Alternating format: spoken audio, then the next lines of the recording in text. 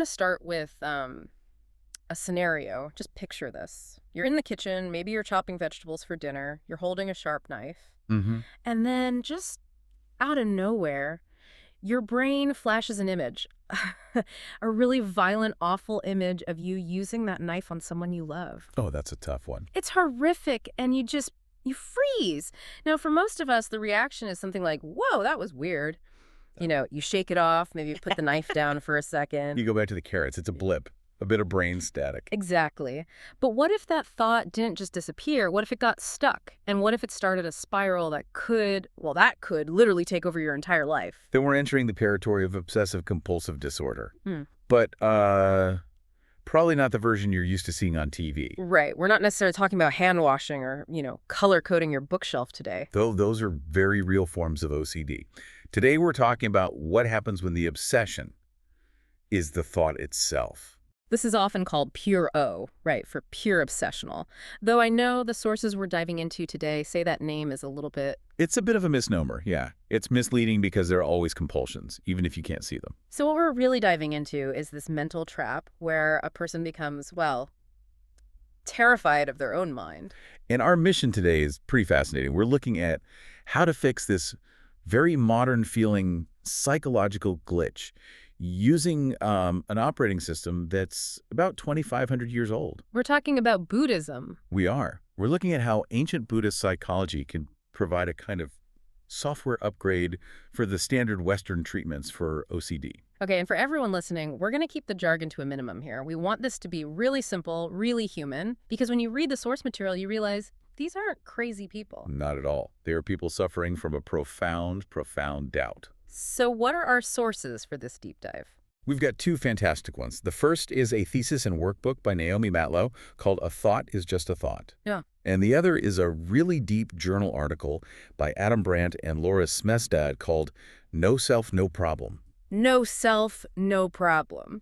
I mean, that sounds like a bumper sticker for enlightenment, but I'm guessing it's a little more complicated than that. It's a radical idea, especially for the Western mind. But, before we get to the solution, we have to really understand the problem. Why does that random thought about the knife stick for some people and not for others? Yeah, let's start there, because I think everyone has intrusive thoughts. I mean, I read that something like 90% of people admit to having weird, violent, or just totally inappropriate thoughts sometimes. It's almost universal. The brain is a noise-generating machine. But here's the difference. The learner, maybe someone listening, has that thought and just dismisses it as brain noise. Okay. The person with OCD has that thought and interprets it as a signal. A signal of what? A signal about who they are, their identity. Matlow's workbook lays out this cycle. You have the thought. Then comes the meaning you attach to it, which creates the anxiety. So does this mean I'm secretly a murderer? Am I a dangerous person? That kind of thing. Exactly. And that anxiety leads to the compulsion, which is the desperate need to get rid of that uncertainty. But if they're not washing your hands, what's the compulsion? It's all mental. It's checking. It's arguing with the thought. You replay the memory over and over. Can I feel a little bit of a thrill when I had that thought? Let me check again. You're trying to prove to yourself that you're not a bad person. Right. And Brandt and Smithstad use this incredible analogy in their paper. They say the mind is like flypaper. Oh, that's such a good image. It's so visceral. It is, isn't it? If a fly lands on your arm, you just brush it off. But if your mind is flypaper, The more you struggle with the fly, the more you touch the paper, the more stuck you get. that's the paradox of OCD. The attempt to solve the problem is the problem. You're using your mind to fix a glitch in your own mind. It's like trying to clean a window with a muddy rag. Perfect. And this brings us to a really specific term they use, Self-Concept OCD. This was new to me. I always thought of OCD as being about external fears, germs or the house burning down. But this is an internal fear. It's an internal fear. They also call it ego-dystonic OCD. Now, that's a fancy term, but it just means the thoughts are the exact opposite of who you are and what you value. The opposite of who you are. So think about that person with the knife again. The people who suffer from these specific fears are almost always the kindest, gentlest, most conscientious people you could ever meet. And that's precisely why the thought is so terrifying to them. Exactly. A violent person might have a violent thought and not even blink. They might even enjoy it. The panic you feel is actually proof that the thought is alien to you. But the OCD brain doesn't see it that way. The OCD brain twists it, says, if you were truly a good person, you would never have had that thought in the first place. Wow, that is so cruel. It weaponizes your own morality against you. It's the doubting disorder. It demands 100% certainty. And since you can never be 100% certain about anything, especially not a thought, you get stuck on the flypaper. Okay, so the standard Western treatment for this is ERP, exposure and response prevention. Right. And it's about facing the fear and then refusing to do the compulsion. So a therapist might say, okay, I want you to hold the knife, stand near your loved one, and do not engage in any mental checking. Which just sounds absolutely terrifying. It is, but it often works. It breaks that behavioral cycle. Yeah. But, and this is the key point in the no-self paper, there's a limit. A limit to ERP? They argue that ERP is great at fixing the behavior, but it can leave the patient with what they call a spiritual crisis. What do they mean by that, a spiritual crisis? Well, let's say you do it, you hold the knife, the anxiety eventually goes down, but deep inside, you might still believe, okay, I didn't act on it. But the fact that I even thought it means there's something fundamentally broken inside me. My soul is polluted. So you're functioning again, but you still feel like a bad person. Yeah. Exactly. Western therapy often fixes the symptom, but ignores the self. Buddhist psychology goes right for the root. Who is this you that's having the thought in the first place? And this is where we get to the upgrade, the practical tool. It's very practical. You do not need to become a Buddhist to use these ideas. It's about the mechanics of the mind. Matlow's workbook introduces the concept of the six sense doors. Okay, I know the first five. Seeing, hearing, smelling, tasting, touching. Right. And the sixth sense door Is the mind. is the mind. And this is the game-changing shift. Think about your ears for a second. If a loud truck rumbles by outside, do you choose to hear it? No, of course not. The sound just comes in through the ear door. Right. And do you feel guilty about it? Do you think, oh no, what does it say about me that I heard that truck? That would be absurd. Buddhist psychology says, treat your mind exactly the same way. The mind is a sense organ. Its job is to generate thoughts, just like your ear's job is to hear sounds. They arise, they come through the mind door. So that horrifying knife thought isn't me revealing some secret evil self. It's just mental weather. It's a sound the mind made. There's this wonderful metaphor from a Zen teacher, Suzuki Roshi, that Matlow uses. He calls it the Spacious Meadow. Is this the one with the cow? I like this one. This is the one with the cow. He says to imagine your mind as a huge open field, and your intrusive thoughts are, well, they're cows. Moo. Right. Now, the OCD brain sees a cow in the meadow, and it freaks out. It tries to build a fence or chase the cow out or tie it to a post. And cows don't really like being pushed around. No, they just make more noise and tear up the grass. It becomes a whole rodeo. Suzuki Roshi's advice is, just give the cow a big, spacious meadow. Let it roam. If you stop trying to control it, eventually it gets bored and wanders off on its own. It's a different kind of ignoring, though, isn't it? It's not suppression, like, don't think about a pink elephant. Exactly. It's not suppression. It's allowing. It's letting the thought be there, but refusing to serve it tea. You're not engaging. Okay, but here's where it gets tricky. It's one thing to let a cow roam when the thought is, did I lock the door?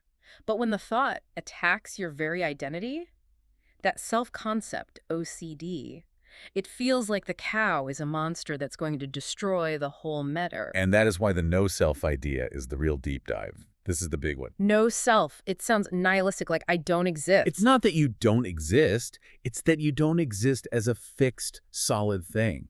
In the West, we tend to view the self as a statue. I am a doctor. I am a kind person. I am an anxious person. We carve this solid identity for ourselves. And we spend our lives polishing that statue, trying to protect it. We do. But what happens if you hit a marble statue with a hammer? It cracks. It's damaged. Right. If you believe you are a solid, good person, then a bad thought is that hammer. It feels like a threat to your entire existence. The anxiety is so high because you literally feel like you're fighting for the life of your statue. So what's the alternative? If I'm not a statue, what am I? The Buddhist alternative from Branton Smith's dad is that you're a stream. Like a river. This is the best analogy. Think of a swimming pool versus a river. The Western self is the swimming pool. It's got hard concrete walls. It's contained. If a bunch of leaves fall into the pool, what happens? It's a mess. The water's polluted. You have to get the net and fish them all out. They're foreign objects. Now, think of a flowing stream. Leaves fall into it all the time. Twigs, mud, all sorts of things float by. Does the stream care? No, it just carries them along. They're part of the flow. Because the stream isn't a thing, it's a process. It's movement. If you see yourself as a process, a constant flow of thoughts, feelings, sensations, then a bad thought is just a leaf. It floats by. It doesn't pollute you because there's no you to pollute. So the relief comes from realizing there is no statue to protect in the first place. Yes, there's a quote in the source material that's so powerful. Whatever is not yours, abandon it. Consciousness is not yours. Consciousness is not yours. Wow, it means you aren't the content of your mind. You are the space in which the content appears. You're the riverbed, not the leaf. Okay, I'm with you philosophically. This is huge. But let's bring it back down to earth. I'm listening to this, I'm driving, and my brain serves up a really terrible thought. I feel that spike of panic. What do I actually do in that moment? Okay, the toolkit. Matlow points to a really practical strategy from Dr. Jeffrey Schwartz called the 4 R's. The 4 R's. Okay, walk us through it. So the first R is relabel. The thought hits, and instead of getting sucked into the story, oh my God, I'm a monster, you just mentally say, I'm having an obsessive thought. You're just identifying it, like putting a label on the cow. You're calling it a symptom, not a truth. The second R is reattribute. This is where you bring in the biology. You say, this isn't me. This is my brain sending a false alarm. It's a circuit misfiring. It's not my soul, it's my software. Exactly. Then comes the hardest part. Refocus. You have to deliberately shift your attention to something else, something valuable to you. So if I was chopping carrots, I go back to chopping carrots, even if I'm terrified. Even if your hands are shaking, you manually change the gear. You are acting as if the alarm is false, which teaches your brain that it is. And the fourth R, revalue, happens over time. As you keep doing this, you start to see that the thoughts really are meaningless garbage. Relabel, reattribute, refocus, revalue. It sounds like a workout. It is a mental workout. And to help with that, the sources also talk about the inward turn. The movie theater metaphor. That's the one. Most of us, especially with OCD, are living in the movie. We're the actor on screen being chased by the monster. The inward turn is about stepping off the screen and taking a seat in the audience. You become the witness to your own thoughts. You shift your language. So instead of, I am so anxious, you say, I am noticing the sensation of anxiety. Instead of, this is a dangerous thought, you say, I notice my mind is generating a story about danger. That creates a little bit of space. And that tiny bit of space is freedom. It takes the fuel out of the fire. You know, it seems like all of this points to a goal that isn't what most people would expect. The goal isn't to stop the thoughts from ever happening. No, and that's the biggest trap. You can't stop your mind from thinking any more than you can stop your heart from beating. So what's the goal then? The goal is values-based living. It's an idea from acceptance and commitment therapy, or ACT. The goal is to live the life you want to live, even with the anxiety. To take the anxiety along for the ride, if you have to. That sounds incredibly hard. To cook dinner for your family while a part of your brain is screaming that you're a terrible person. It is incredibly hard. It's an act of courage. But the alternative is to stop living, to stay in your room, arguing with your thoughts while your life passes you by. You bring the cow to dinner. You bring the cow to dinner, you let it moo in the corner, but you keep passing the potatoes. You keep living by your values, even if there's a screaming passenger in the backseat of your car. That's really powerful. It's not about being cured in some magical sense. It's about being free. It's about moving from an OCD brain to what Mallow calls an OC normal brain. The thoughts might still pop up, but they don't have to control you.